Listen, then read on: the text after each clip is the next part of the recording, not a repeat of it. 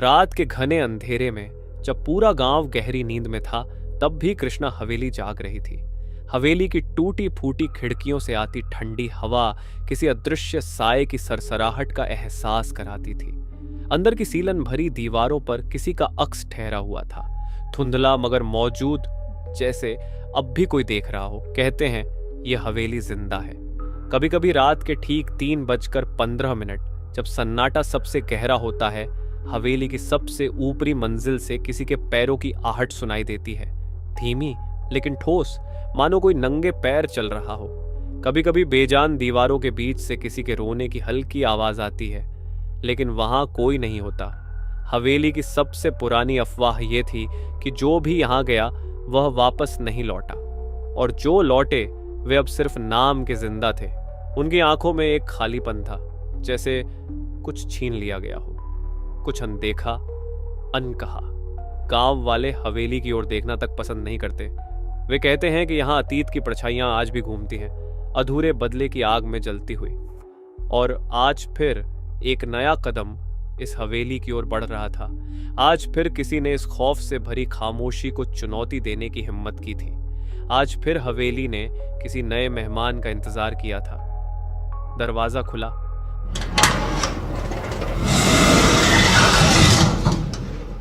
अंदर खूब अंधेरा था, और कुछ था जो पहले से ही इंतजार कर रहा था। शिवपुरी गांव एक पुराने जंगल के किनारे बसा हुआ था, जहां के लोग विश्वास करते थे कि वहां की जमीन और हवाएं किसी राज को छुपा कर रखती हैं। और वह राज था कृष्णा हवेली का। यह हवेली पहले किसी राजा की थी, और राजा का नाम था राजा वीरेंद्र सिंह। लेकिन बाद में उसकी अचानक मौत हो गई और वह हवेली वीरान हो गई। गांव के लोग कहते थे कि राजा की मौत कोई साधारण मौत नहीं थी। उनके साथ एक औरत भी मरी थी, जिसका नाम था कृष्णा। कृष्णा एक बहुत खूबसूरत औरत थी, लेकिन बहुत ही गुस्सैल भी थी। वह राजा की पत्नी नहीं, बल्कि उसकी प्रेयसी थी। राजा की पत्नी के रहते हुए कृष्णा का प्यार, उसका शहजादी बनने का सपना अधूरा रह गया। कहते हैं कि कृष्णा ने एक रात राजा वीरेंद्र को मौत के घाट उतारने के लिए उसे जहर दे दिया, लेकिन उसकी यह चाल उलटी पड़ गई। राजा की पत्नी ने उसे पकड़ लिया और कृष्णा को हवेली के सबसे ऊपरी माले पर बंद कर दिया। कृष्णा की मौत बेहद अजीब तरीके से हुई। वह अपने कैद में बहुत कष्ट भोगती रही, और आखिरकार उसने उसी हवेली की छत से कूदकर अपनी जान दे दी। लेकिन उसकी आत्मा शांत नहीं हुई। वह आत्मा अब भी हवेली के अंदर बसी हुई है, और जो भी वहां जाता है उसकी जिंदगी एक खौफनाक भूतिया कहानी बन जाती है। कहा जाता है कि जिस रात कृष्णा ने आत्महत्या की थी, हवेली के आसपास एक भारी तूफान आया था। बहुत से लोग दावा करते हैं कि उस तूफान के बाद ही हवेली के भीतर एक अजीब सी ऊर्जा का संचार हो गया। बहुत से लोगों ने देखा था कि उस रात हवेली के ऊपर से एक काले साए का गुजरना दिखा था, जो धीरे धीरे हवेली के भीतर गायब हो गया।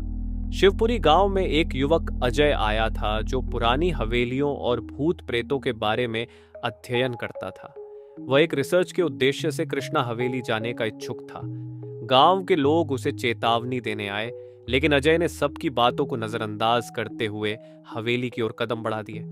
रात का वक्त था, और हवेली की काली दीवारें उसकी शांति को तोड़ रही थीं। हवेली की बुरी स्थिति, टूटी खिड़कियां, जंग लगी ढक्कन और दीवारों पर उकेरी गई डरावनी रेखाएं, वो सब कुछ अजीब और कष्टदायक था। अजय ने अपने कैमरे में हवेली की तस्वीरें खींचनी शुरू कर दी, लेकिन जैसे जैसे वह आगे बढ़ा, हवेली का माहौल और भी डरावना होता चला गया। अजय को हवेली में घुसते ही महसूस हुआ कि कुछ बहुत भयंकर घटने वाला है। वह कमरे से कमरे, हॉल से हॉल की तरफ जाता रहा, लेकिन उसका मन बार बार घबराया।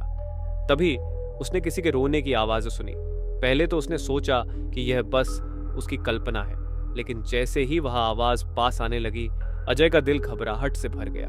वह धीरे धीरे उस आवाज के पास बढ़ा और देखा कि हवेली के एक कमरे के अंदर हल्की सी रोशनी थी।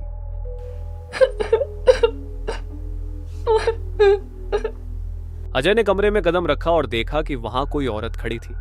उसका चेहरा बिल्कुल सफेद था और उसकी आंखें लाल चमक रही थी। उसके शरीर से निकलती ठंडी हवा और उसके चेहरे की मुस्कान उसे सिहरन दे रही थी। वह औरत अचानक पलटकर अजय की ओर बढ़ी और कहा, तुम यहां क्यों आए हो?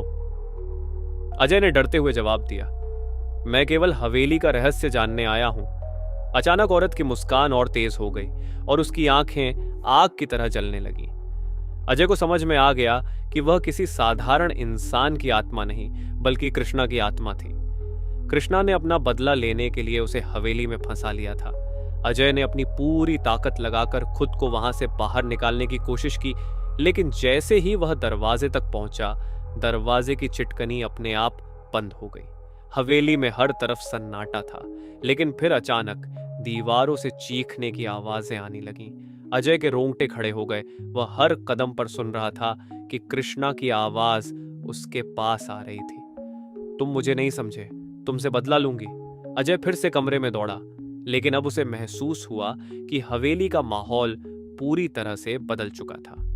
दीवारों से खून बहने लगा था और चारों ओर एक अजीब सी पीली रोशनी भर गई थी। औरत का रूप अब बदल चुका था। उसकी त्वचा झुलसी हुई थी और उसकी हड्डियां बाहर निकली हुई थी। वह सचमुच एक भूतिया राक्षस बन चुकी थी। अजय ने डरते डरते कमरे का दरवाजा खोला और बाहर भागने की कोशिश की, लेकिन उसी समय कृष्णा की आत्मा ने उसे पकड़ लिया।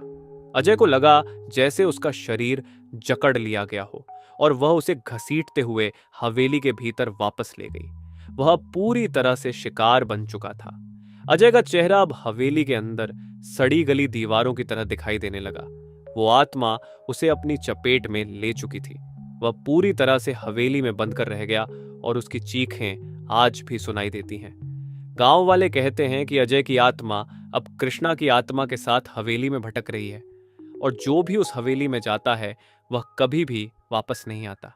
आज भी जब आप कृष्णा हवेली के पास से गुजरते हैं तो रात के अंधेरे में आपको चीखें सुनाई देती हैं और एक काले साए की छवि दिखाई देती है जो हवेली के अंदर घूमती रहती है। यह था एक और खौफनाक रहस्य जो कभी खत्म नहीं होगा।